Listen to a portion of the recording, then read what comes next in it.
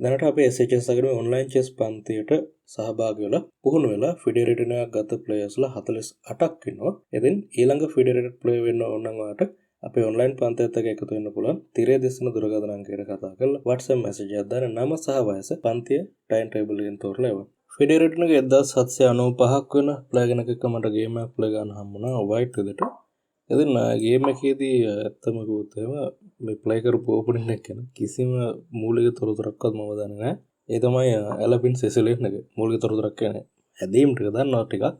මොකද මේක මම වයිට් විදිහට ගොඩාක් ප්ලේ කළා නෑ. ඒත් දැන් කලබල විදිහට මම හොඳම හැදීමක් දැම්ම D4. Mehndi take queen take. ඊට පස්සේ මම knight ඩෙවලොප් කරා. මොකද මේක blitz game එකක්. pieces segment ගන්න එක overall okay. knight f5 දැන් මෙතන චෙක් කරාට පස්සේ best move එක d4 කියලා තමයි පෙන්වන්නේ. කොහොම හරි මේ පිහිටීමේදී මම දැම්මේ bishop e2 ඉක්මනට කාසල් කරගන්න. ඒකත් ලොකුවට වැරද්දක් නෑ. ඒකට අර d4 තමයි එතන best move එක වෙන්නේ. e6 ඊට පස්සේ මට ඕන knight out කරලා knight b5 දාගන්න. එහෙනම් මම දැම්ම knight e2 එතන කාසල් කරන එක තමයි හොඳ හැදීම.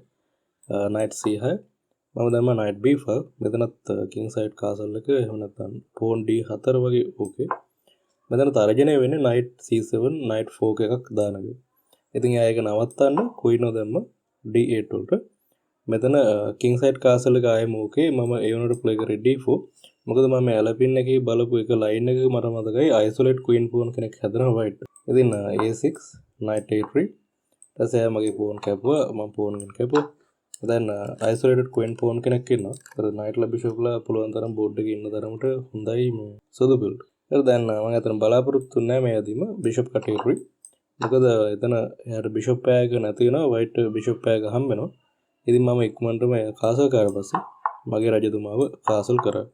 මොකද දැන් මෙතන isolated queen pawn ඉන්න side එකේ story එක තමයි එයා කොහොම හරි attack එකක් create කරන්න බාන උන අනිත් රජතුමාට. ඉතින් එයා දැම්ම bishop d7 මෙන්දී bishop b2 then knight d5 එයාගේ reply ගුණ මම knight දැම්ම d2 වලට queen f5 මෙතෙන්දී knight e4 ගන්න තමයි අතරම knight d2 දාන්න හේතුව tempo එකක් ගන්න queen g6 ආයම knight attack වුණා මම bishop d3 දැම්ම මොකද මෙතෙන්දී අපි කියන තර්ජන නිර්මාණය කරන එක සෑහෙන වැදගත් මොකද අපිට weak pawn කෙනෙක් ඉන්නවා attacking chances තියෙන game එකක් තමයි තියෙන්නේ සුදු build f5 මම knight c5 තමයි උදාන මම check කරලා පස්සේ කොහමද මම game එක දැම්මේ knight d6 b7 attack කරලා tempo එක ගන්න b5 මම දැන් දැකපු දේ තමයි knight f4 queen g2 mate එක දෙනවා ඉතින් ඕක හින්දා මම දැම්ම g3 knight f4 යට තරම දාන්න පුළුවන් හැබැයි අර queen cut g2 එක එතන වැඩ කරන්නේ නැහැ ඊට පස්සේ a රුක්කාව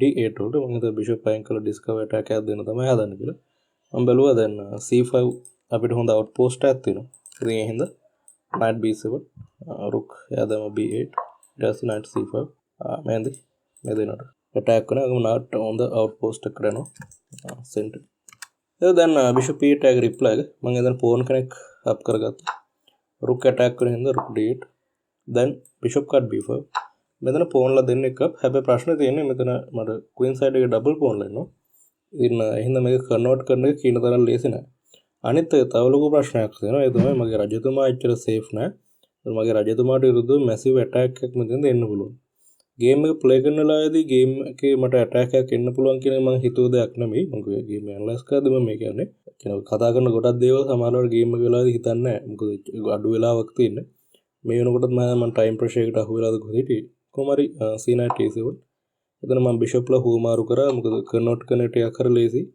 අපි ඉතින් හුවමාරු කරලා ප්ලේ කරනකොට knight c5 e6 pawn ටිකක් weak ඉතින් backward pawn කෙනෙක් එයාව ටාගට් කරන එක තමයි idea එක උනේ f4 මෙතන අතන losing move හැලු king g2 කොහොම හරි මට g3 වලට පොඩ්ඩක් support කරගන්න ඕනේ එතන base queen e2 කියලා තමයි check කරලා පස්සේ ආවේ කොහොම හරි මේක king g2 losing move හැලු time pressure එකේ ඒක කමක් නැහැ f3 ඊට පස්සේ මෙතන king g1 king h1 idea දෙකක් තියෙනවා මම කල්පනා කරපු දේ තමයි king g1 දැම්මුත් එහෙම මේ වගේ එකක් ආවට පස්සේ මේ මේට් එක බේරන්න අමාරුයි. ඒ හින්දා මම දැම්ම king h1. idea එක තමයි queen g4 sorry. queen g4 queen h3 આવුත් මට rook g1 දෙනවා. මේට නවත. එයා දැම්ම knight f5 මම කිව්වා මෙතන dangerous attack එකක් දාගෙන හදන්න කියලා. හැබැයි මේ ඇදීම වැරදි ඇදීමක්. මොකද f3 pawn යනවා. queen take මම පෝන්ලා 3 දිනක් අප් වෙන්නේ නැහැ මොකද නයිට් කාඩ් D4 ඩිස්කවර් අටැක් එක යට දෙනවා. දැන් Queen E4 සෑයන හොඳ වින් එකක්ලු මම ඒක දැක්කේ නැහැ ගේම් එක වෙලාවේ Queen ලැක්ෂන් කරන්න පුළුවන් කියලා. ඒකේ නයිට් හැංගින්නේ. Queen G2 මම රිප්ලයි එක දැම්මේ නයිට් F3 ඊට පස්සේ F rook D1. අතර මේ ඇදීම මම නයිට් කපන්න වගේ බලන්න දෙමු නයිට් කට්ටිය ආය දාලා. එයා රුක් ගෙනවා කියපුවා නම් හැබැයි Queen ගෙන් කපන්න පුළුවන්. yes එතකොට rook F5 දැන් මෙතන මම නයිට් එක ගත්තා E4 වලට. අයිඩෑග නයිට් D6 නයිට් ෆෝක් එකක් දානවා. දැන් E rook F8 ෆෝක් එක නවත්තන්න rook D3.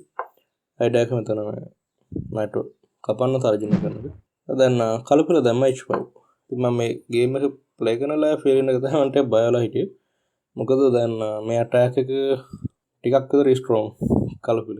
ඉතින් මම මොකද කරේ අවසාන පීස් එකත් ගේම් එකට ගත්තා. rook F1 F2 තමයි මම හිතුවේ මේක ටාගට් එක. මොකද දැන් උදාහරණ නයිට්. ඊට F2 පෝන් සෑහෙන ප්‍රශ්නයක් කරනවා. එතන නයිට් ගෙන් කාඩ්ලා තිබ්බත්. ඉතින් දැන් H4 මට ඕන Queen හුව මාරු කරන්න. ඉතින් සෑහෙන සපෝට් එක.